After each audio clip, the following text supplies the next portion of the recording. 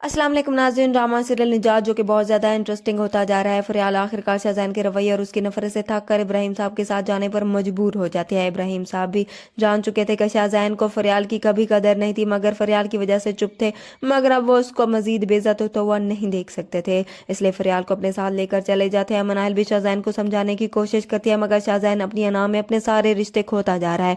मनाइल भी उसे छोड़कर जाने का फैसला कर लेती है। उधर इब्राहिम साहब ये फैसला करते हैं कि फरियाल को शाहज़ैन से तलाक ले लेनी चाहिए।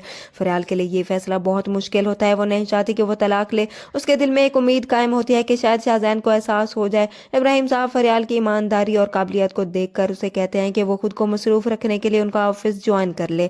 फरियाल खुद को इस काबिल नहीं समझती थी, मगर इब्राहिम साहब उसे समझाते हैं कि वो उसे इस काबिल समझते हैं, इसलिए अब वो इनकार नहीं सुनेंगे। फरियाल भी उनके इसरार के बाद मान जाती है, मगर इस शर्त पर कि वो उन्हें आजमाने के बाद ही उस जॉब पर रखेंगे। इब्राहिम साहब भी उसकी ये शर्त मान लेते हैं।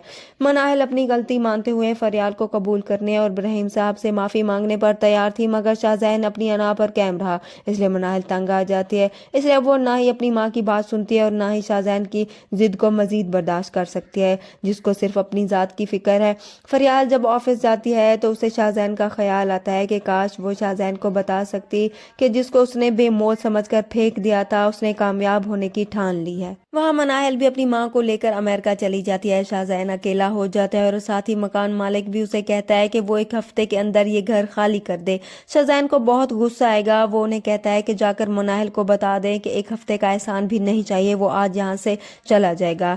पहले उसकी जॉब, अब उसका घर न होने के बावजूद शाहज़ैन की अकड़ खत्म नहीं हुई।